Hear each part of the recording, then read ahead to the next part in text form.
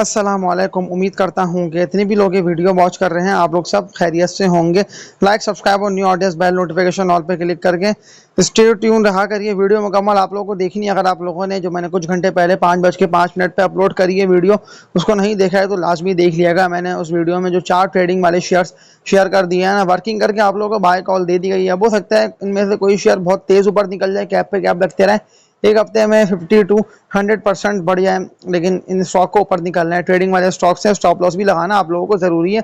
अब मजीद कुछ नहीं खरीदना है। देखिए मैं आप लोगों का मजीद बाइंग करने से इसीलिए मना कर रहा हूँ क्योंकि जहाँ आप लोगों ने बाय करे थे ना उससे तकरीबन शेयर्स जो है 10 से 12 या 15% जो है ना वो नीचे है। यानी कि 12-15% नीचे का मतलब ये है कि अब स्टॉक रुक के किसी सपोर्ट लेवल पे आके ऊपर जाएंगे तो तब मैं आप लोगों को मजीद एंट्री मारने को बोलूंगा। भले वो होल्डिंग वाले शेयर्स हो, क्योंकि अब कुछ घंटे में ऑयल के चार्ट्स ओपन होने जा रहे हैं।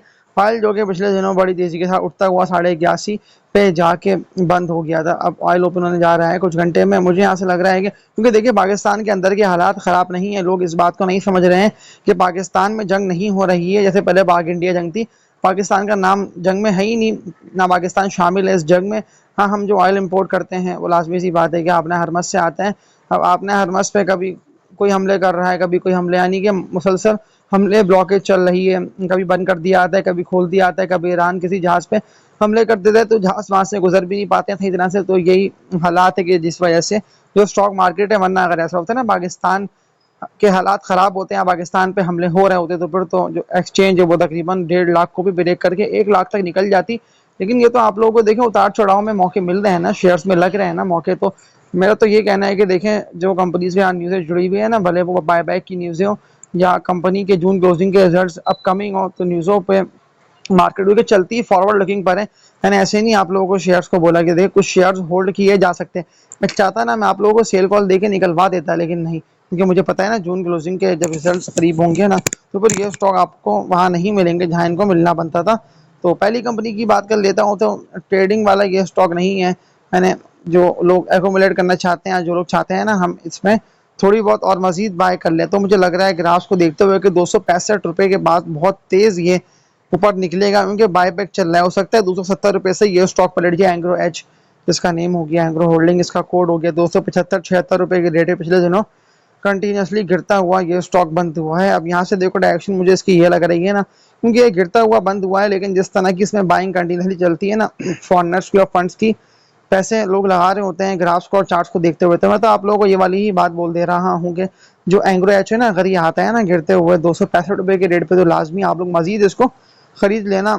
इंतजार ना करना कि स्टॉक तो ऐसा ना हो कि मजीद नीचे निकल जाए, नहीं, कि देख लें इस पूरी वॉल लाइक सिचुएशन में ये शेयर जो है ना 255 रुपये गया था मैक्सिमम। 255 रुपये से बड़ी तेजी से शार्पली इसमें बाइंग जनरेट हुई है और फिर आप लोगों के सामने कि ये कितना ऊपर जा रहा है। तो पहली बाई कॉल जितने भी लोग चाहते हैं एक्यूमुलेट करना तो मैं उन लोगों को दे रहा हूँ इसकी।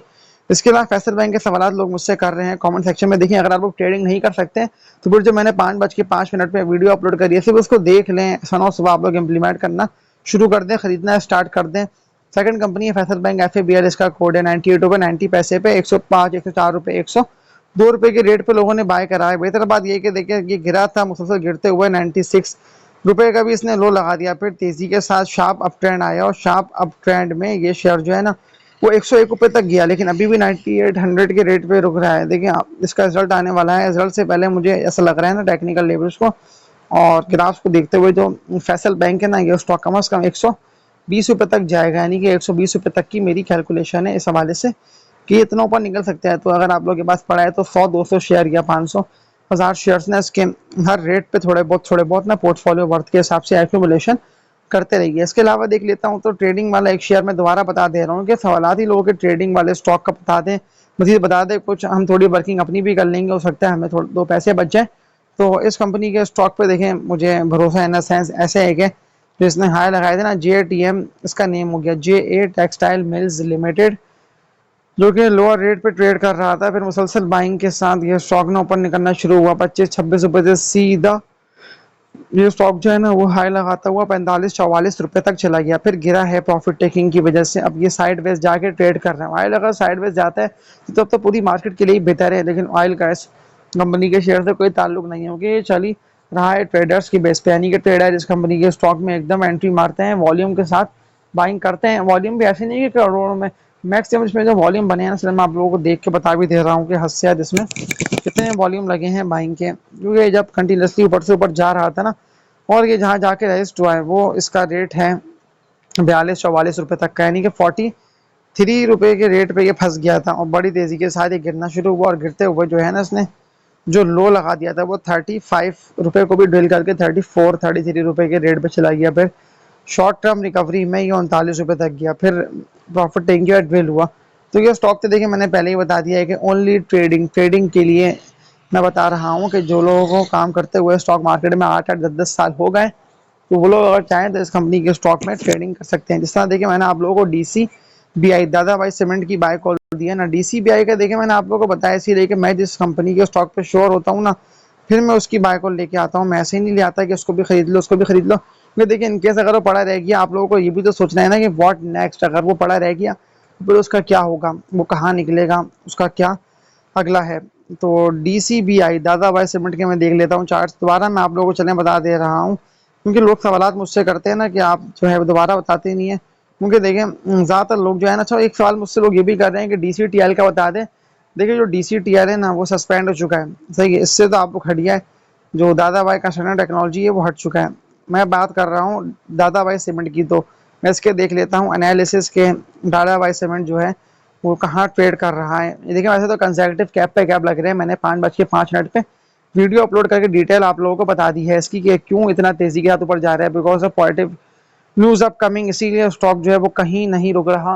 और अगर आप लोगों ने अभी तक इसको बाय नहीं करा है, ऐसा नहीं है कि 25 रुपये 28 रुपये ये शेयर हो गया तो अगर यहाँ खरीदा तो हम फंसेंगे नहीं, तो आप लोग इसको यहाँ बाय कर सकते हो, क्योंकि कंसेक्यूटिव कैप पे कैप इसको लग रहे हैं। पिछले दिनों भी ये स्टॉक जो था ना वो 14 रुपये के रेट पे था, और फिर जो इसको अपर कैप लगे हैं ना, उनके ज़्यादातर लोगों को इसका पता लग गया, इसलिए सब ने उसको भरपूर क्वांटिटी के साथ बाय करा और विद वॉल्यूम ये बुलिश हुआ। जबकि 15.5 रुपये 15 रुपये 60 पैसे पे चला गया था, लेकिन 15 रुपये 60 पैसे पे बहुत कम लोगों ने सेलिंग के ऑर्डर डाले हुए थे, फिर दोबारा ऊपर निकल गया कंसेक्यूटिव, इसको कैप लग गया। तो जो उसका सफर शुरू हुआ है ना वो 8-9 रुपये से, सही मायने मुझे देखिए लोगों के पास तो ये स्टॉक 8.5-8 रुपये का भी था पड़ा हुआ, लेकिन फिर ये गिर गया था और कंसेक्यूटिव कैप पे कैप जो इसको लग रहे हैं तो ये 17 रुपये तक चला गया है।